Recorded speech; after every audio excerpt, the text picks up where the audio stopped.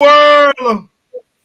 This is Shutter together with Blackburn George and Ehab in our usual Friday live stream, coming at a brilliant time, fresh after our loss to Manchester United up at Old Trafford yesterday. And I think we have a lot to say today. Let me start by saying that I themed this broadcast Arsenal came close, but we did not create enough. And I was deliberate because the game was very close, and I'll explain that in later. Was relatively close, but we are enormously disappointed because Manchester United was there for the taking. But in my opinion, gentlemen, our usual tendencies and bad habits over the past 2 years under Arteta caught up with us. We might have had more possession, more shots, more touches, but we did not create enough big chances. Manchester United created 3 big chances and executed on them. We created 1 big chance and did not execute on them. And in my opinion, that was the difference between winning and losing. Blackburn George, what do you have to say in response to my little sermon, my little speech from the pulpit? Tell us. Are you telling us that's what happened, or are you asking? Nope, I'm just summarizing, George. All right. Well, the reality is we got beaten by a poor team last night that was playing poorly. And that's an end to it. We can't beat a poor team playing poorly. We have to be to win, we have to play a very poor team playing poorly. That's a nice people are surprised, shocked. Why? Why? All the underlying metrics tell us that Manchester United create more chances than us, score more goals. So why are people surprised? They gave us a goal start. Yes. Very nice of them. Very fortuitous. The air just turned his back. Went down like he was shot by a sniper. Well, he was trampled on. The reality is, they beat us 3-1, really, didn't they? Yes. But that goal, I'm glad we scored that goal, and I'm glad it stood, because I'm sick of defenders falling down at corners and free kicks, feigning injury so that the game stopped, because that takes out any chance of what happened happening. Mm-hmm. You win the second ball after the corner, score off it. That happens at least as often as scoring directly from the corner. But they take it out by feigning injury. And we're at it as well, by the way. It's not just other teams. Right. Players get a little bit of a touch, they go down and hit me on the head. And the referee falls for it, stops the game. And I'm glad they didn't stop the game yesterday, even though he tried to, and he put his whistle to his mouth to blow. But anyway, I'm glad that we scored that goal. Well, VAR came to the rescue, but VAR did not come to the rescue, George. When Maguire pulled down Tomiyasu in that tussle, I think it was the second half. But go ahead, George. Yeah, well, did he pull down Tomiyasu? He pulled on his arm, and Tomiyasu threw himself to the ground. Could be. That's one way I'm looking at it. I think Manchester United fans would say that's what happened. It's typical of football fans that there's an outrage that we didn't get a penalty for him throwing Tomiyasu to the ground. But if it had been the other way around, we'd have been saying, "No, they gave his arm a bit of a tug. What was his legs flying up like that for?" And his face in pain and anguish as he hit the floor. So, yeah, it could have been a penalty, but really, he wasn't going to get anywhere near the ball anyway. It wasn't. Yes. But It's just let's not get away from the main thing, George. You're saying that we got Manchester United got a one love handicap and came back. And your point is that they're poor. The numbers say it. They were poor in yeah, general, yeah, and we were unable to overcome them. yeah. Is They that were your opinion, Ehab? Is that your opinion as well? Yeah, they are in the worst case ever. I mean, they've just lost the manager who has been there for 3 years. They are under Michael Carrick, who has zero manager experience, and they haven't been creating anything. They haven't been scoring. The defense has been poor, so it would have been the perfect time to beat them. Mhm.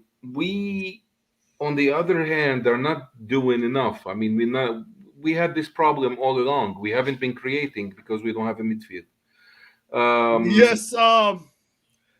Talk about that for me, then George will also get his. We do not create enough because we do not have a midfield. we, Let me say this before you continue. I thought Odegaard had one of his best games, and you know I'm in one of his critics. But he had four key passes. He created chances. He scored a goal. Of course, he clattered Fred for that penalty. And I thought, well, you on TV, you could see that it was a nail-on penalty, and watch him. Atkinson missed it, and it took yeah, VAR. But he's not. In other words, he's not a good tackler. But yeah, but he's tell us not. about the midfield. I'm saying something about Odegaard as well. But I'll come. We might come back to him. Go ahead, Ehab. The thing is, Odegaard shouldn't be defending. Yes. Yeah, like we do not rely on him to come and watch Fred. Uh, so our midfield is non-existent. It's the way we advance the ball is we have the idea, but the application is wrong. I've been getting into because people get defensive when we lose. The thing is, I have never changed my narrative. I have have been saying the same when we win by five or lose by five. We are not doing anything. The whole system is wrong, and people have to understand what's going on What at is wrong with the system, Ehab? Because that is not clear enough to a lot of people. I'm just gonna go. I'm just gonna start by one thing: is people have to understand what we are doing right now. We are putting up with the manager until he becomes better. There's no process. There's no bullshit. There's nothing whatsoever. All these things that you hear about that Arteta has learned from Pep, and he's the main guy, and him and Edu is planning something. There's a long term plan. There's nothing, man. There's nothing. We are Well, just putting I up would with the agree with you, but manager to do that. how does that show itself on the football field? He advan We advance the ball on the flanks, and we have no way to bring it back in the middle. Okay. When you advance the ball on the flanks, you have to have numerical advantage on the flanks. You Correct. have to have four people, at least four players, just standing there, just to try to play something between them. To create overloads. Yeah, to create overloads, to create more options. If you have three defenders defending, it's so simple. If you have three Uh, defenders defending four attackers, the attackers have the upper hand. If they And in want to our bring case, in what happens? if you want to bring in a fourth defender, you're gonna open up a slot somewhere else that one of you players can use it. And this is how you do. It's so simple. What you have to do is you put three or four people in the corner, and you play these intricate passes between them, and you play those kind of cuts, and it's gonna give you two options. Either you go down the line or you cut back in the middle, and in both sides you're gonna have more advantage. Both options you're gonna have the advantage because you have the extra man. You're You're right. gonna have whatever advantage you decide to go with. It's going to be the right one if your players are smart enough and our players are good enough. And we don't do that. We don't have the numerical advantage on the wings. He doesn't do that. It's The only second, usually one man. It's usually Tamiyasu or it's Tavares. Kimiyasu, and if he's lucky, this is Saka coming in with him. And Right. yes, yeah, And and Smith Rowe with Tavares. the biggest difference between Arteta and Wenger, and there's no comparison here, is when you watch Arteta, we would say Wenger ball. When you watch it, just watch the player getting to somebody, to someone. to any player on the field. Just you don't even count 1 second. You don't count 1001. You don't get that far. He already have three people within 6 and 7 yards True. of him, True. and to get to that kind of movement, to get to that kind where everybody understands automatically what to do, you are going to need a lot more than 90 or 100 games or whatever Arteta's doing, and you need to Well, have and you need to have and you look if you look at the rest of the team, you can see No, everybody running the lanes with Wenger. With Arteta, yes. no, it doesn't happen. George wants to respond. George wants to respond. Go, Ehab. go ahead. George, go ahead. how many games have you managed, Ehab? None, Right, zero. like me, none. But we know what you've said is right. Why the fuck does it take him 200, 300 fucking games to learn it? It's to apply it. It's the application. It's madness. It's madness, this. How can he not fucking know? He Everybody doesn't. fucking knows. He doesn't go into the board and draw somebody being stranded on the flank. He draws something that's really nice and cool, but he has no idea how to get there. This Yeah, is but what Well, he he that's needs should. to learn. He fucking should. Because you know, and I know, and we're fucking rank amateurs. that's right. That's right, George. To apply it is a whole And different having this game, man. bollocks about him, you give him 3 years to fucking develop. Fuck, he doesn't know the fucking basics, or he doesn't accept the basics, or he has some other idea of what the basics should be, and it's paramountly not working. It's Yeah. not working, and if you're pinning your hopes that he'll learn something he should already fucking know, that seems a fool's fucking errand to me. He should fucking know this.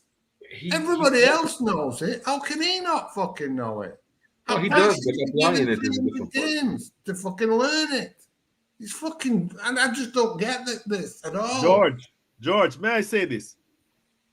You and I and Ehab can stay here in front of our computers and laptops and identify it. But can we go on the field and coach it?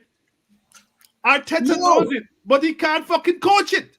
That's the He point, can't I coach think. it. Go ahead, George. Don't you think that that's an acceptable way of seeing it? I mean, I've seen people who can chat a lot, but they can't apply it. Yeah. This is Brian Clough that said that like a long time ago. He said, if you're a manager at the top level, the tactics are always right.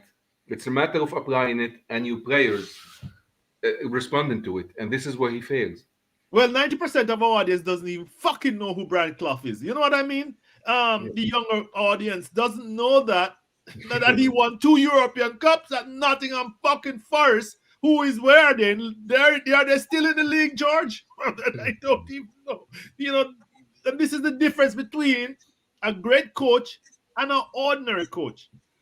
George, instead of focusing on Arteta's tactics and the way Arteta applies, what our fans, particularly big accounts, well, I would say some, are focusing on Aubameyang, saying Aubameyang was the problem and that we need a new striker.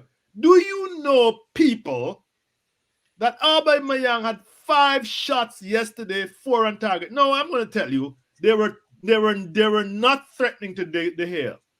And this is an Arsenal that does not create a lot. That fucker worked. I'm sorry, guys. He worked hard for his shots because they are not coming to him easily.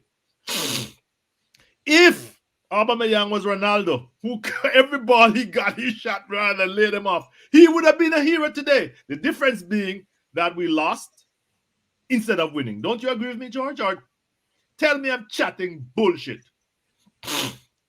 Well, it's not Aubameyang's fault. Correct. I mean, I think he has massive weaknesses, Aubameyang, as a number 9. Yeah. Really do. But he's always had those weaknesses. This isn't something new. He hasn't all of a sudden not been able to hold the ball up. He hasn't all of a sudden not been strong on the fucking ball. Mhm. He hasn't all of a sudden started missing chances. What's happened is he's not been given the right opportunity to express himself in the way that made him basically a world-class striker. And it's the same with every fucking player. I say it every week. What's more likely, that every single player on the pitch has an off day, or that the setup's wrong? You know, every week. To me, it seems obvious. They're not being set up and coached right. Well, So, I will say this, George. How many times did you see Aubameyang get into his favorite shooting position where he cuts in from the right, coming, bearing down between the center half and the fullback? How many times did you see that yesterday? I saw that once. Go ahead. well, I didn't see it at all. So, he laid it off but instead of striking. the point is, why are people surprised? Why are we surprised? Why are we talking about this when it's the same every week? The only difference is some weeks we've overcome the fucking underlying metrics. Yesterday we didn't. Yesterday we got what we deserved. We were worse than the bad team that we played. You know, and that's, to me, sums it up. And I don't know where we go from here. You know, Well, before we go into where we go from here, George, we'll wait till we play fucking Norwich or Burnley or somebody. We'll beat them, and everybody will say, "Trust the process. Look, it's working." Well, we could beat Everton. We could beat Everton on Monday. It's Everton on Monday, right? Yeah, they're awful at the moment. They're in awful shape. Yeah. they're falling off a cliff. Ehab, the other scapegoat is our friend Partey. Now, I think the criticisms by the fans are justified. Because, the media, the big accounts, YouTubers and so on, have sold him as the greatest signing ever that Wenger refused to sign. £42 million. And you said, and George too, but you over and over on this platform said he was not worth it. He turned the ball over. He's not even, and the thing that struck me, by the way, guys, I'm breaking my trend, is that he's not even, we're not playing him as a DM. Yesterday we played El Nene as the DM and Partey as a central midfielder. And he is not good at this role. He's neither good as a DM nor good as a central midfielder.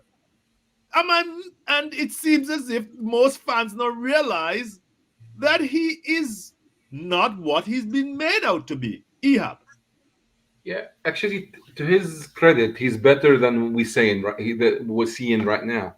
Everybody on the team is, but yeah, but he's not a 50 million signing. He's not. I don't know if he's a 25 million signing. And to be honest, I have no idea why we spent all that money on him. Why aren't we playing Ainsley? Wouldn't Ainsley Maitland-Niles be better in that role? You can. I mean, I don't want to get into this, but every signing we've made, we could have done without. But we could have used Ainsley Maitland-Niles. We had Chaka, we had Joe Willock, and we had a Nenny. And we could have used Aziz he's 19 now when he plays for England's under 19s, under 21. He who's also an up and coming star. And this would have done the same exact job that this midfield is doing, maybe better. But our fans would not have had it, Ehab. They would have said we are showing no ambition. But what's the ambition? Going from 8th to 8th, we've improved this year. We're not gonna. I mean, this is as you always say, Shota. This is the truth. This is not. The truth is we've improved, but we've improved. Like last year we were playing like 8th, like 12th. The 12th. And we overachieved to 8th. Last 4 or 5 meaningless games where Pepe just showed up and still scored 7 goals, and everybody was just excited about it, and we won. And if you go into my tweets from the start of last season, you would see me saying this, and it's going to be hilarious when we get to the end of the year and we go on a meaningless run and everybody thinks we're going to win the league the next year. And this is what happened. That's exactly what happened, right, George? Yeah, that's exactly what happened. I'm going to bring George in here. That's exactly what happened, George. We We made are them up. seventh We went now. on a what they said. Since Christmas, we would have come second. We are, if we are good this year, right now we deserve eighth or seventh, and this is a huge improvement after, over last year. But it's not like we were not eighth and now we deserve top four. We did not. We deserved 10th at the best last year, the way we were playing. This year we deserve eighth or seventh, regardless where we finish. But this is it. That's it, guys. You have to accept this. We are not gonna like easily shot up into fourth and third and start beating. I think the top three has scored 14 goals against us, hasn't it? Five and four and three, 12 goals. 12 goals. And yeah, and Chelsea too. It's 14 goals. The top four teams have scored 14 goals against us, and we have scored two. This is it. That's Well, all. I our mean, goal I mean, difference, our goal difference is still negative even after yesterday. George, the gap is huge, man. yes, George. In relation to that point that Ehab made about us deserving to be where we are, actually, Shard Gooner wrote an article at the beginning of the season, and he's been updating it, and he updated it even in his last preview, and he says we are scoring less goals against the comparable teams at this point and have less points at this point against the comparable teams. He substituted Brentford for for one of the teams that were relegated. So have we, you and I said we have improved. And after Manchester United, how big is that improvement? Or is It's, there mar- any at all? Because, go ahead, George. it's marginal improvement at best. I mean, we were told that he's improved the defence. How the fuck has he improved the defence? Did you see us last night? But Ben White was culpable for goal number 2 that Fred picked up. When that was Fred Sancho. No. Anyway, go ahead, George. We just haven't improved the defence. We haven't improved the midfield, and we haven't improved the attack. Mhm. All that's improved is that Smith Rowe and Saka are a year older and consequently a year better, because that's how it works with the young players. Everything else has, at best, been static. Ben White, is he better than David Luiz? Is he bollocks? Tavares, Well, on a goal by Rashford, of course. George, I keep saying that. He is a good attacker, George, but he's not a good defender. And he left that open space for Rashford attack. They cut it back and just gave Ronaldo that, his 800th goal. And it was coming because Rashford was attacking him. But then again, he was isolated, of course. it was Fred. Fred? Yeah, No, it was Fred provided the goal for Bruno. No, it's Rashford. Yeah, Rashford. George, I'm all like you, but I try to remember stuff. Go ahead. Yeah, so my point is we've not really improved. I think we're marginally better with Ramsdale than we would have been with Emi Martinez, and we're considerably better with Ramsdale than we are with Leno. So that is an improvement, and his distribution is different class. That is an improvement, George, may I just interrupt you here? Yeah. I was watching the game yesterday, and all of Manchester United's shots were from outside, was just outside the box, initial shots. And all this, people are saying Ramsdale is good. But something struck me. I said, why are not teams getting into the 6-yard box and scoring? And I said, this is what Wenger used to do. And they said he was walking it in the goal. And so said, so done. No matter how good your goalkeeper, and Ramsdale is excellent. But when you get into the 6-yard box, and they used to call them, they used to be the hipsters had a terminology, but big chances or whatever the fuck they call it. But that was exactly what happened, George. All the Manchester United shots were in this box, and Ramsdale had no chance. He's an excellent keeper. I'm not taking away from him. Why don't more teams do that? And why the fuck were people criticizing Wenger for walking the ball into the net when that is why you get goals? Keep going, George. Yeah, so basically, as far as I can see, any improvement that we've made is down to Aaron Ramsdale. Mhm. I can't see any other area on the pitch or any other player, like I say, apart from maybe Saka and Smith Rowe maturing a little bit, Mhm. that has improved. Nothing. Maybe I can you see anything? Can anybody see anything? I So leave that's that. it.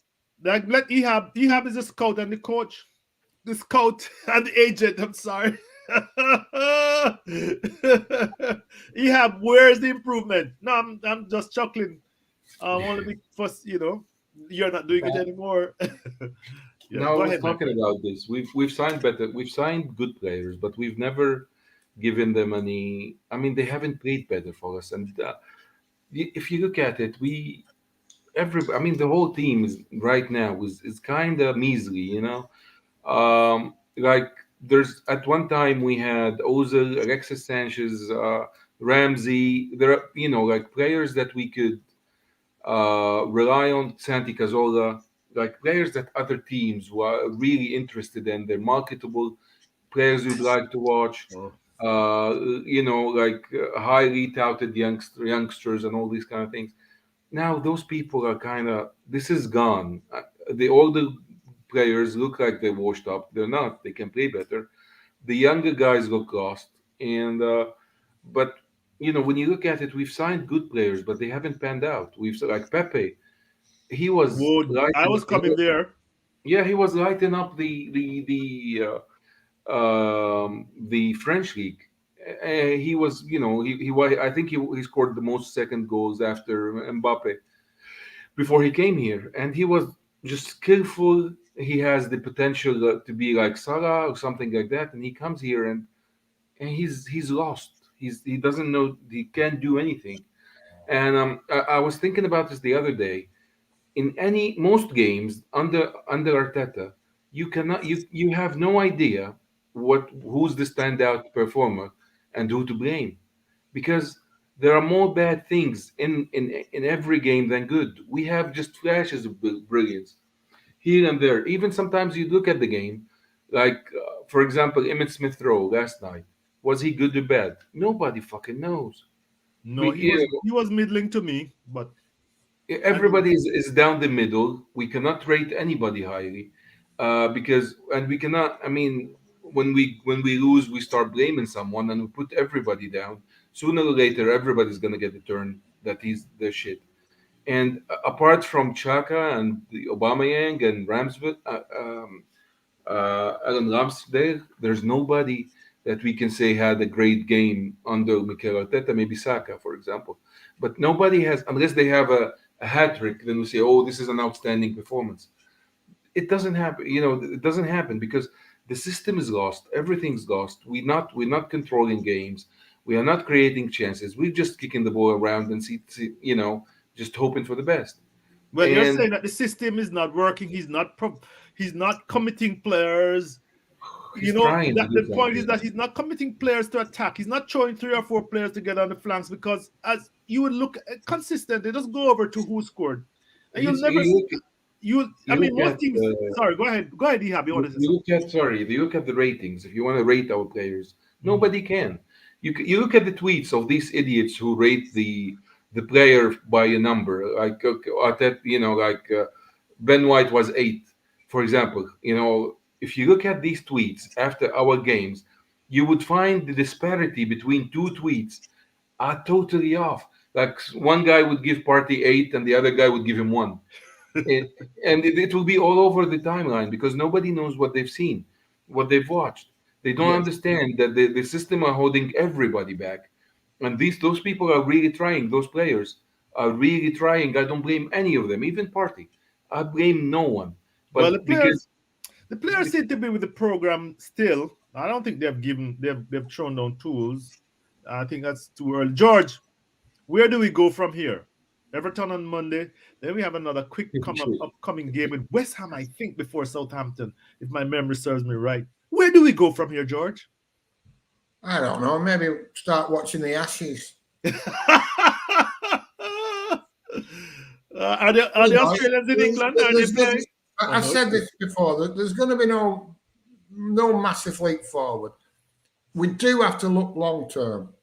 We do have to say that Lukongo, Tavares, Smith Rowe, Odegaard, Saka, Ramsdale, Ben White, Gabriel, Thomas Eccles, they're all young players, and we have to hope that they'll improve. But unless we do something about the coaching, they're not going to improve to the extent where we're going to start challenging to be one of the better teams in the league. And what about giving Arteta 200 games to do this? We're a poor team at the moment. And what about giving Arteta 200 games to do this, George? 300 games. Well, he's got 100. I know. You see, I'm not going to start screaming Arteta out. I'm just not. I mean, I don't like the bloke, but I do believe there comes a point where you're all in, and there's nothing else you can do. You've made your bet. You've pushed all your chips to the centre of the table. You're all in, and you just got to see how the fucking cards fall, because it's too late to throw your cards in and pick your money up and walk away. The rest of the players aren't allowing you to keep the poker analogy going. We're short stacked, and we've gone all in. Yes, I'm not sure, unless we can get a top coach. I mean, if we get Graham Potter, because their fans are unhappy with him and booing him for passing teams off the fucking field. I'm being up in the top 10, George. I'm being up. He was top 5 up to recently. I'm being in the top 10. How the fuckers them are booing him. If we could get Graham Potter, I'd say Arteta out tomorrow. But we're not sure that who we can get. And like I say, I think we're all in. And we just got to put up with it and hope. Hope that he does improve. Hope that he changes his philosophy or as a brainstorm. And I don't know. Either way. But having said that, if they sacked him tomorrow, I wouldn't be upset about that either. I'm not saying we have to stick with him.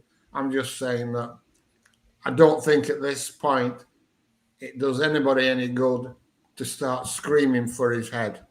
All it does is cause bad feeling. If you scream for his head, there will be a certain section of the fan base who will jump to his defense, because that's how it works. Yes. And I don't think we should play our part by making matters worse by screaming that he has to go. He has to improve, that's for sure. I think we're giving him the chance to improve, and it's up to him to do it. And we've just got to tread water until he does. That's it. What else can we do? I really don't see the point in getting all hot under the collar about it. But George, the only problem is when someone will do the opposite and will come on and defend him ridiculously, then you're sort of called to arms to say, what's this bollocks you're talking about? And then you get into an argument and it goes from bad to worse, doesn't it? And then you're an Arteta hater and you don't support the club. If you supported the club, if you're a real fan, you'd be behind Arteta. Yes. And you've seen it week in, week out. Everything breaks down and we're in two camps. So where do we go? Are you consistent with George on this Ehab? I'm going to say this before you answer the question. George is saying that we are all in. Most of the cards have been played. With most of the aces have been dealt, queens, pretty cards. And we have a weak manager, to use the analogy. But the problem is that Mr. Kroenke is expecting results.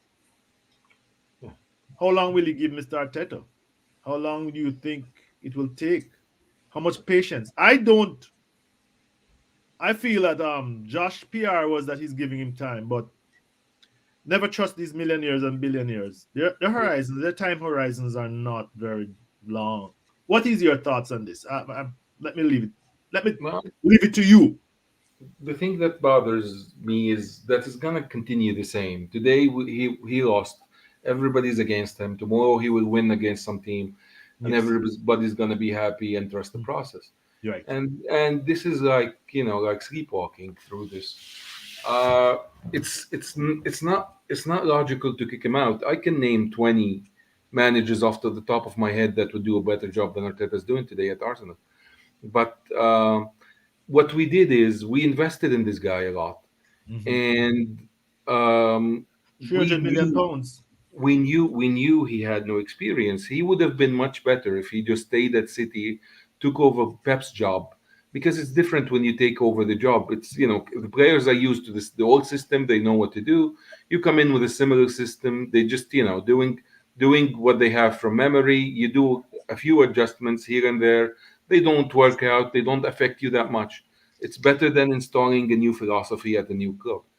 So he would have been better if he took over Pep's job at City, or he went to like a weak team, and in Spain or here, where he built up his credentials and learned the game.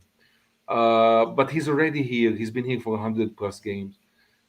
We spend a lot of money, and the hope from this is once he learns to do the job correctly, he can be the manager of Arsenal for a long, long time, 10 years plus. And this is the hope here. This is But the Ehab, how yeah. long you think the and we are speculating here because we're not in the head of Josh. Josh is running things. How long you think Josh will give him to do to get this done? And I This agree with is you. what's good. Obviously. Let me just say this. Obviously, he might get a. He will. He is likely to get a good result against Everton. That's not a guarantee because Everton is fighting for their life. They're falling like down a cliff. But But how they have long been, are they? But so he might have a good result. He might have a good result against Southampton, but don't take it for granted. He yeah. might have a good There's result against West Ham, but don't take it for granted if he gets a walloping by West Ham. yeah. The problem here is that the fans are an element of this process. I think If he I treads, think so he I'm bought. suppose you're saying if he treads water, he'll be given time. Is that what you're saying? Exactly. He's bought himself time at least until the end of the season, because unless something goes horribly wrong, like he loses the next 5 matches, and West Ham is going to be a massacre just starting now, unless they have injuries. And because this is, I've looked at West Ham play, and this is the most balanced, relentless team in the whole championship, in the whole division. And this does not work well with us. They're consistent. They're not going to lose to Watford 4-0 and come back and beat Liverpool 4-0. This is not going to happen. They are going to give you, like, they barely lost to City 2-1. They barely Yes. lost to yeah, they beaten Liverpool by one. If you're weak, they're not going to let you off the hook. They are going to have the game that's on the paper. If Moyes wins another game, he's going to be the third most winningest manager in PL history after Saf Bingo. and Wenger. Yeah. So this guy's consistent. He knows what he's doing. For us, I don't know. If we lose the next 5 6 games, he's gonna go. But I But think all he's right, let's hold it there. Everton is coming up. We won't be able to do a preview. uh, So let's focus on Everton. What do you think for Everton? And I'll go to George and we'll kind of wrap it up there. I don't know. I have no idea which team shows up. I mean, how we show up. If Everton's playing, it's not up to us. It's up to Everton. If Everton want to win, they're gonna win. If they come back, come and play like they played last game, we're gonna win or tie. It's not up to us. It's up the other team. If the other team turns it up, they're gonna win. Even Southampton.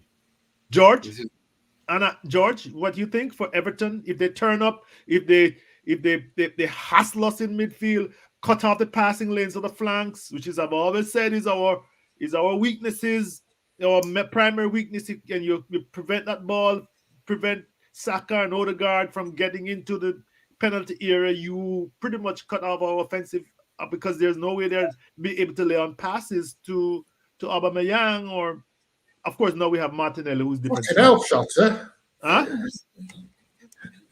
Get on with it.